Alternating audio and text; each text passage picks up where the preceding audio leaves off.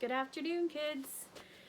Well, this is new territory for all of us, and so I think Mrs. Williams has a great idea to video us reading some stories, and I have chosen to read the book Holes by Sachar. This is one of my all-time favorites, and we were going to read it this school year, and what a better time to read it than now. So if you have it at home, read along with me. If you don't, just listen, and we'll have some discussion questions that everybody can add to the discussion on Google Classroom. I will be reading a few chapters each day, depending on how many pages are in each chapter. I think today we'll read chapters 1, 2, and 3. Part 1. You are entering Camp Green Lake. There is no lake at Camp Green Lake. There once was a very large lake here, the largest lake in Texas. That was over 100 years ago. Now it is just a dry, flat wasteland. There used to be a town of Green Lake as well. The town shriveled and dried up, along with the lake and the people who lived there. During the summer, the daytime temperature hovers around 95 degrees in the shade, if you can find any shade. There's not much shade in a big dry lake. The only trees are 2 old oaks on the eastern edge of the lake. A hammock is stretched between the 2 trees, and a log cabin stands behind that. The campers are forbidden to lie in the hammock. It belongs to the warden. The warden owns the shade. Out on the lake, rattlesnakes and scorpions find shade under rocks and in the holes dug by the campers. Here's a good rule to remember about rattlesnakes and scorpions. If you don't bother them, they won't bother you. Usually. Being bitten by a scorpion or even a rattlesnake is not the worst thing that can happen to you. You won't die. Usually. Sometimes a camper will try to be bitten by a scorpion or even a small rattlesnake. Then he will get to spend a day or 2 recovering in his tent instead of having to dig a hole out on the lake. But you don't want to be bitten by a yellow spotted lizard. That's the worst thing that can happen to you. You will die a slow and painful death. Always. If you get bitten by a yellow spotted lizard, you might as well go into the shade of the oak trees and lie in the hammock. There is nothing anyone can do to you anymore. Chapter 2. The reader is probably asking, why would anyone go to Camp Green Lake? Most campers weren't given a choice. Camp Green Lake is a camp for bad boys. If you take a bad boy and make him dig a hole every day in the hot sun, it will turn him into a good boy. That was what some people thought. Stanley Yelnats was given a choice. The judge said, you may go to jail or you may go to Camp Green Lake. Well, Stanley was from a poor family. He had never been to a camp before. Chapter 3. Stanley Yelnats was the only passenger on the bus, not counting the driver or the guard. The guard sat next to the driver with his seat turned around facing Stanley. A rifle lay across his lap. Stanley was sitting about 10 rows back, handcuffed to his armrest. His backpack lay on the seat next to him. It contained his toothbrush, toothpaste, and a box of stationery his mother had given him. He'd promised to write to her at least once a week. He looked out the window, although there wasn't much to see, mostly fields of hay and cotton. He was on a long bus ride to nowhere. The bus wasn't air-conditioned, and the hot, heavy air was almost as stifling as the handcuffs.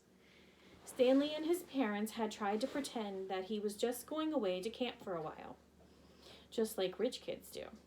When Stanley was younger, he used to play with stuffed animals and pretend the animals were at camp. Camp fun and games, he called it. Sometimes he'd have them play soccer with a marble. Other times they'd run an obstacle course or go bungee jumping off a table tied to broken rubber bands. Now Stanley tried to pretend he was going to Camp Fun and Games. Maybe he'd make some friends, he thought. At least he'd get to swim in the lake. He didn't have any friends at home. He was overweight, and the kids at his middle school often teased him about his size. Even his teacher sometimes made cruel comments without realizing it. On his last day at school, his math teacher, Mrs. Bell, taught ratios. As an example, she chose the heaviest kid in the class and the lightest kid in the class and had them weigh themselves. Stanley weighed 3 times as much as the other boy. Mrs. Bell wrote the ratio on the board, 3 to 1, unaware of how much embarrassment she had caused both of them. Stanley was arrested later that day. He looked at the guard who sat slumped in his seat and wondered if he had fallen asleep. The guard was wearing sunglasses, so Stanley couldn't see his eyes. Stanley was not a bad kid. He was innocent of the crime for which he was convicted. He'd just been in the wrong place at the wrong time. It was all because of his no-good, dirty, rotten, pig-stealing great-great-grandfather. He smiled. It was a family joke. Whenever anything went wrong, they always blamed Stanley's no-good, dirty, rotten, pig-stealing great-great-grandfather. Supposedly, he had a great-great-grandfather who had stolen a pig from a one-legged gypsy, and she put a curse on him and all his descendants. Stanley and his parents didn't believe in curses, of course, but whenever anything went wrong, it felt good to be able to blame someone. Things went wrong a lot. They always seemed to be in the wrong place at the wrong time. He looked out the window at the vast emptiness. He watched the rise and fall of a telephone wire. In his mind, he could hear his father's gruff voice softly singing to him. If only, the woodpecker sighs. The bark on the tree was just a little bit softer. While the wolf waits below, hungry and lonely, he cries to the moon. If only. It was a song his father used to sing to him. The melody was sweet and sad, but Stanley's favorite part was when his father would howl the word moon. The bus hit a small bump and the guard sat up, instantly alert. Stanley's father was an inventor. To be a successful inventor, you need 3 things: intelligence, perseverance, and just a little bit of luck. Stanley's father was smart and had a lot of perseverance. Once he started a project, he would work on it for years, often going days without sleep. He just never had any luck. Every time an experiment failed, Stanley could hear him cursing his dirty, rotten, pig-stealing great-grandfather. Stanley's father was also named Stanley Yelnats. Stanley's father's full name was Stanley Yelnats III. Our Stanley is Stanley Yelnats IV. Everyone in his family had always liked the fact that Stanley Yelnats was spelled the same frontward and backwards. So they kept naming their son Stanley. Stanley was an only child, as was every other Stanley Yelnats before him. All of them had something else in common. Despite their awful luck, they always remained hopeful.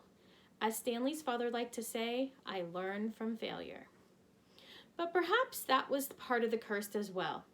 If Stanley and his father weren't always hopeful, then it wouldn't hurt so much every time their hopes were crushed. Not every Stanley Yelnats has been a failure, Stanley's mother often pointed out. Whenever Stanley or his father became so discouraged that they actually started to believe in the curse. The first Stanley Yelnats, Stanley's great-grandfather, had made a fortune in the stock market. He couldn't have been too unlucky. At such times, she neglected to mention the bad luck that befell the first Stanley Yelnats. He lost his entire fortune when he was moving from New York to California. His stagecoach was robbed by the outlaw, Kissin' Kate Barlow. If it weren't for that, Stanley's family would now be living in a mansion on a beach in California. Instead, they were crammed in a tiny apartment that smelled of burning rubber and foot odor. If only. The apartment smelled the way it did because Stanley's father was trying to invent a way to recycle old sneakers. The first person who finds a use for old sneakers, he said, will be a very rich man. It was this latest project that led to Stanley's arrest. The bus ride became increasingly bumpy because the road was no longer paved. Actually, Stanley had been impressed when he first found out that his great-grandfather was robbed by Kissin' Kate Barlow.